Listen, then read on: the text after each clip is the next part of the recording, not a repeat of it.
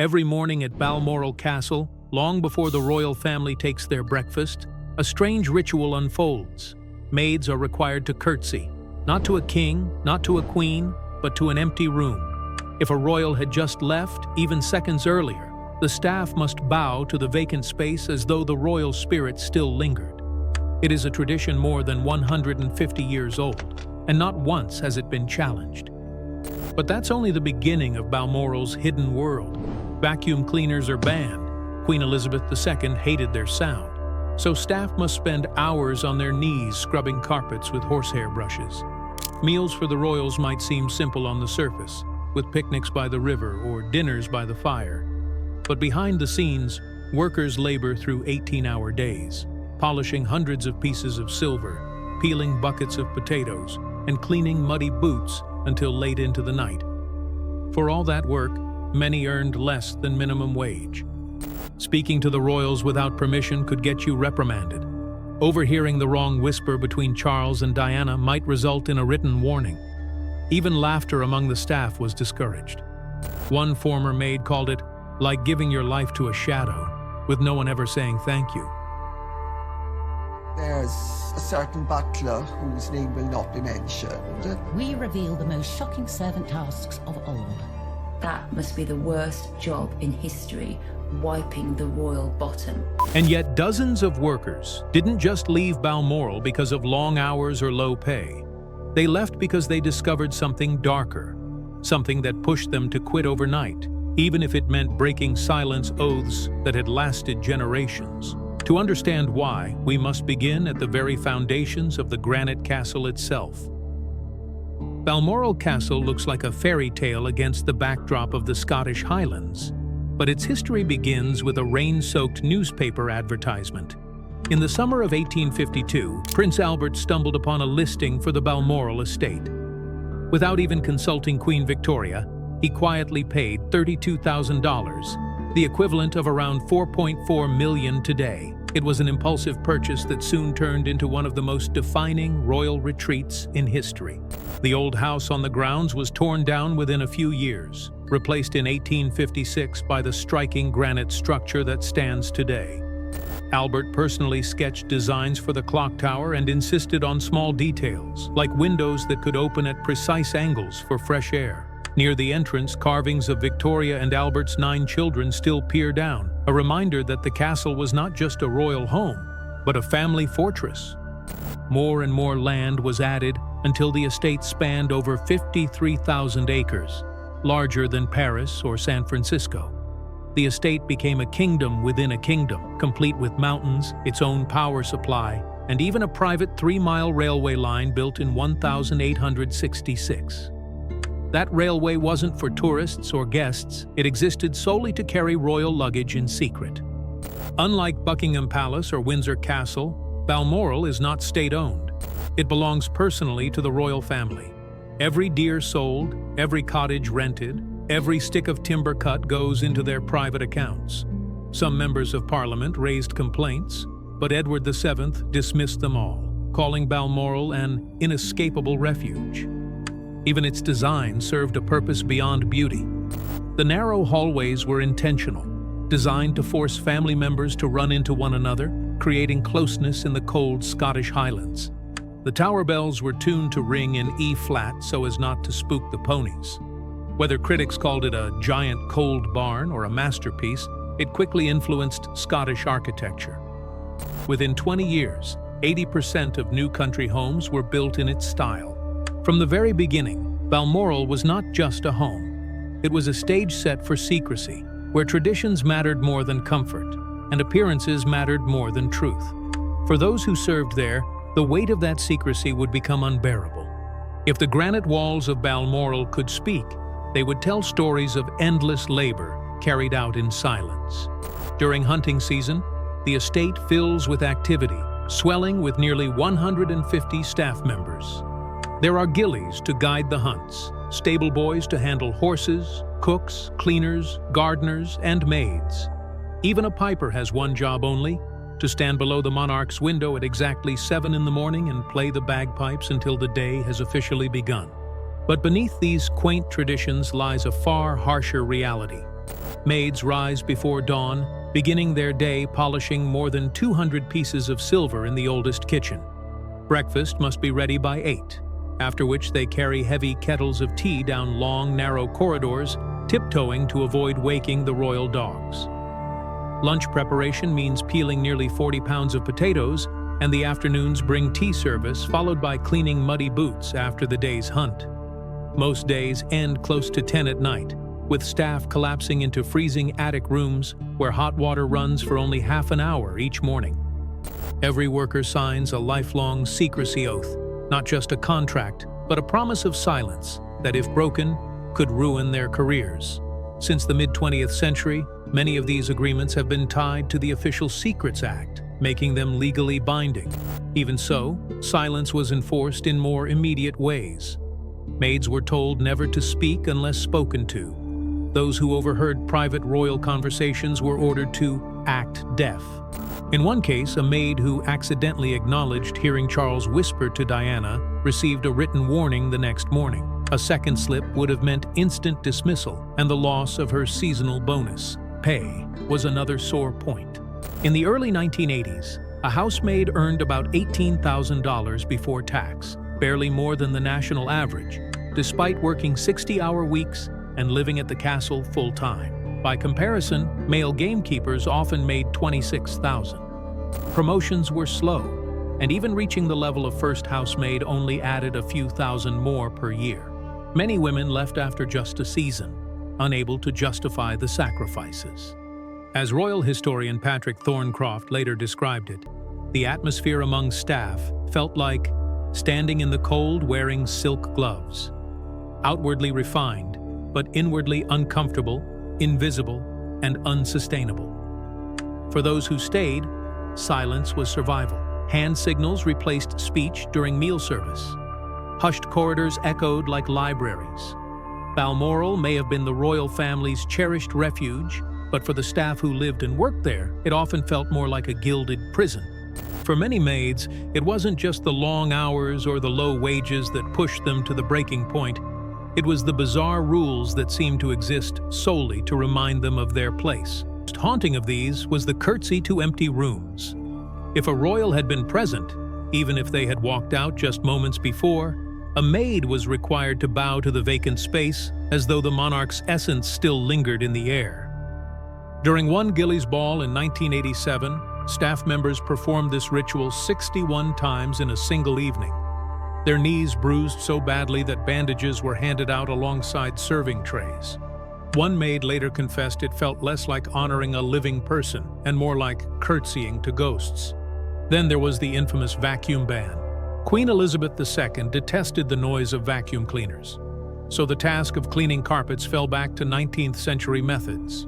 Maids spent hours each day on their knees, pushing horsehair brushes across hallways and staircases. One corridor alone could take 45 minutes to brush by hand.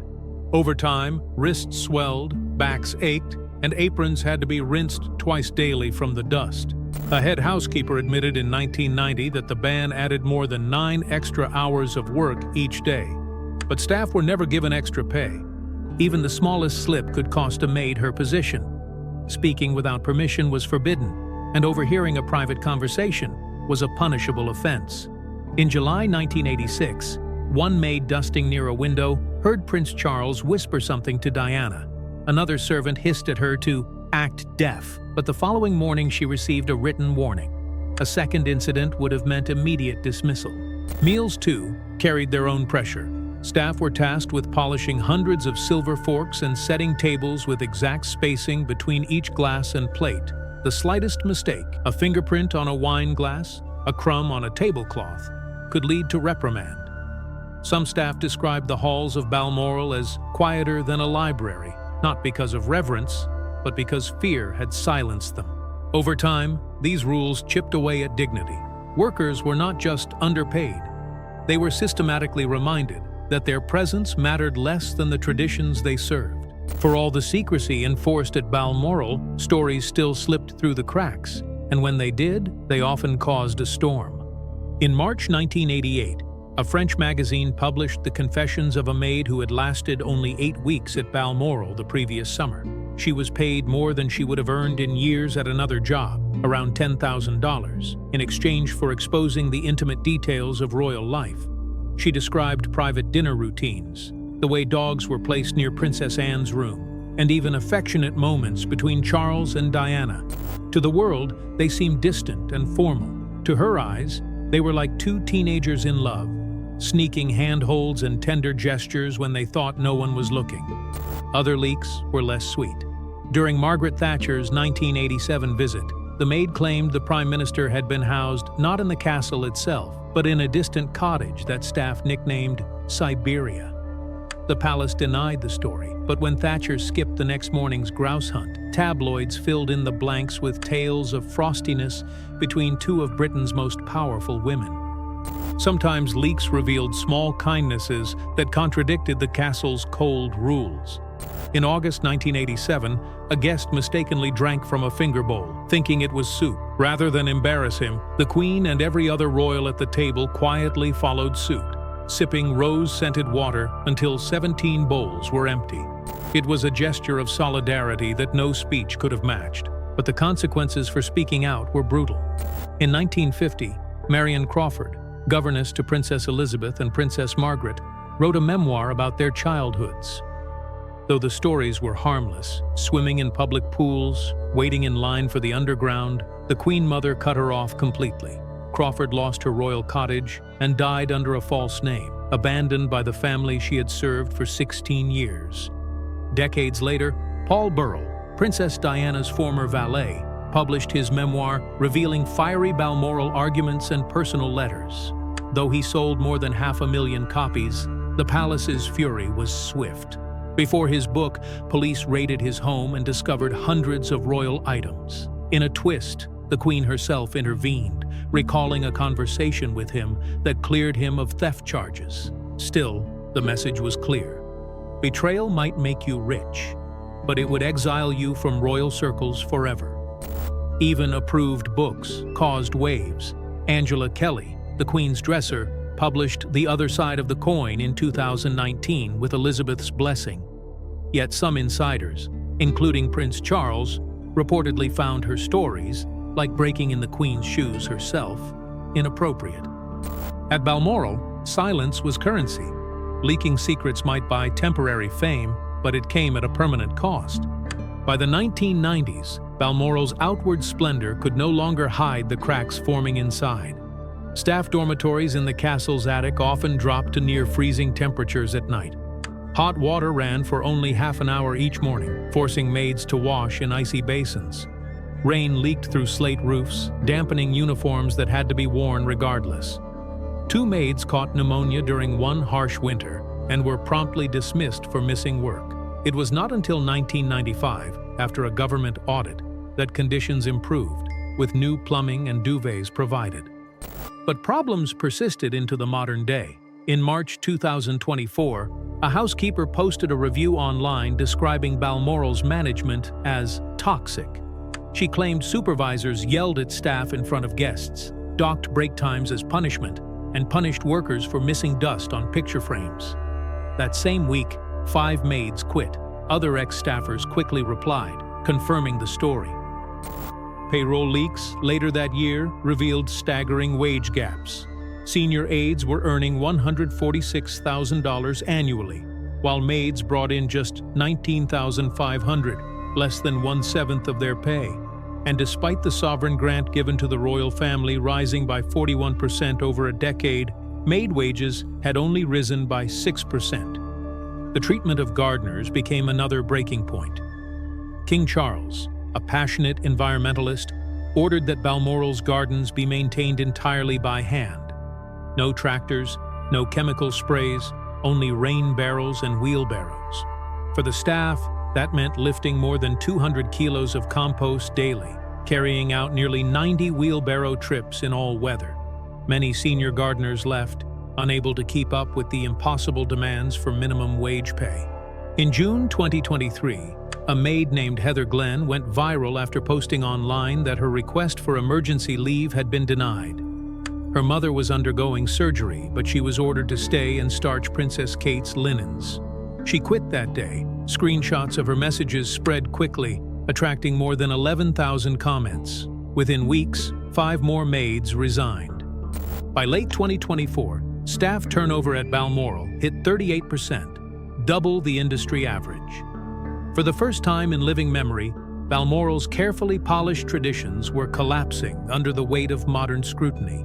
In the end, Balmoral Castle is not just a royal retreat tucked away in the Scottish Highlands. It is a paradox, a place where the walls echo with laughter at picnics and music from the Gillies Ball, but also with silence, fear, and exhaustion from those who keep the estate running. For the royals, Balmoral has always been a sanctuary. Edward VII called it their inescapable refuge, and Queen Victoria said it smelled of pine and freedom. But for many maids, it was anything but freedom. They bowed to empty rooms, scrubbed carpets with brushes until their wrists gave out, and endured freezing nights in attic dorms. They were told that loyalty is its own reward, yet their wages told another story. When they finally walked out, dozens at a time, it wasn't just about long hours or low pay. It was about dignity. It was about refusing to curtsy to ghosts while their own voices went unheard. The truth is that the real reason these maids left Balmoral was because the system around them demanded silence, but offered no respect. For centuries, tradition was more important than fairness, secrecy more valuable than honesty. And eventually, the weight of that imbalance broke the very people who carried the castle's traditions on their backs. So when the gates of Balmoral slammed shut on that stormy August morning in 2025, it was more than just a weather precaution, it was a symbol that even the strongest granite walls cannot hold back change forever. Because here's the haunting question that lingers. If the staff who lived those stories could no longer stay silent, what else might still be hidden behind Balmoral's stone walls, waiting to be revealed?